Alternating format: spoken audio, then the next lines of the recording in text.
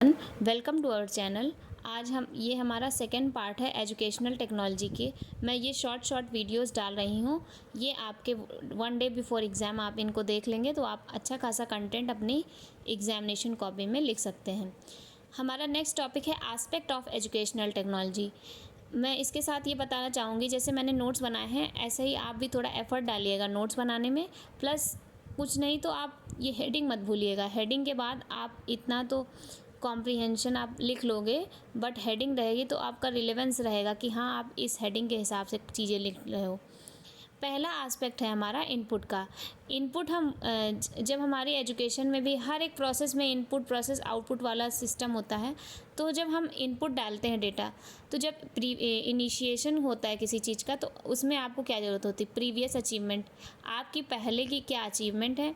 Level of motivation, आप teaching के लिए कितना मोटिवेटेड हो, और अगर आप स्टूडेंट हो तो आप पढ़ने के लिए कितना मोटिवेटेड हो।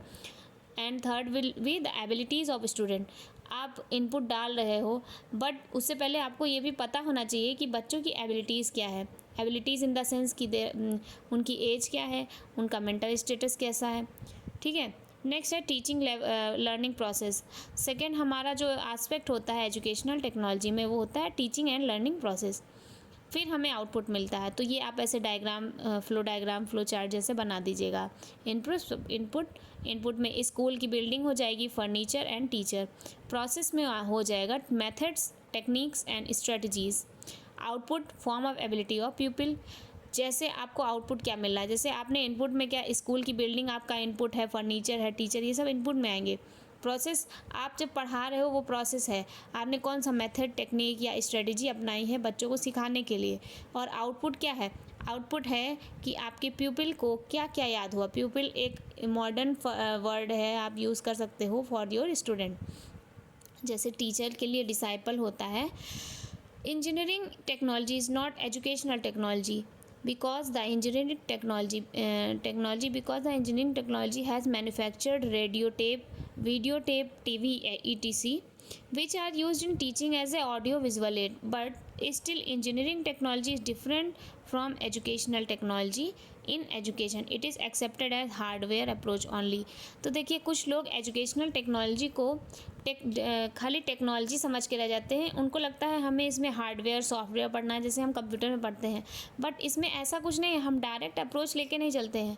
हम application of technology in education के क्षेत्र में हम कैसे टेक्नोलॉजी को यूज़ करें सो दैट एजुकेशन जो हो मोर फ्रूटफुल हो।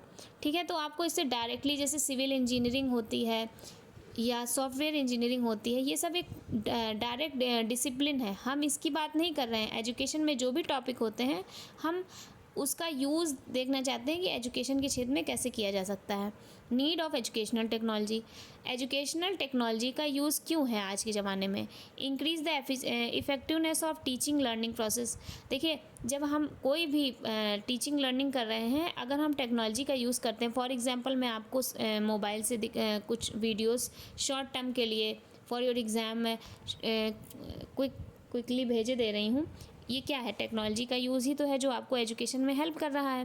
वैसे ही टीचिंग लर्निंग प्रोसेस को ये स्मूथ बनाता है। Maximization of output. हमें आउटपुट जो है वो मैक्सिमम से मैक्सिमम मिल सकता है। हो सकता है कोई बच्चा हो जो डायरेक्ट लर्निंग नहीं समझ पा रहा, but with the help of technology वो कुछ अच्छा आउटपुट दे सकता है। नेक्स्ट है optimum use of resources.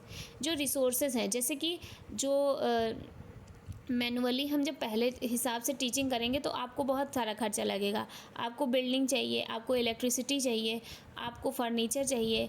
But with the help of technology even आपको स्टेशनरी चाहिए। पर अगर आप टेक्नोलॉजी इन जगहों पे यूज़ करेंगे तो आप काफ़ी हद तक वन टाइम इन्वेस्टमेंट के साथ आप काफ़ी अपना पैसा बचा सकते हैं।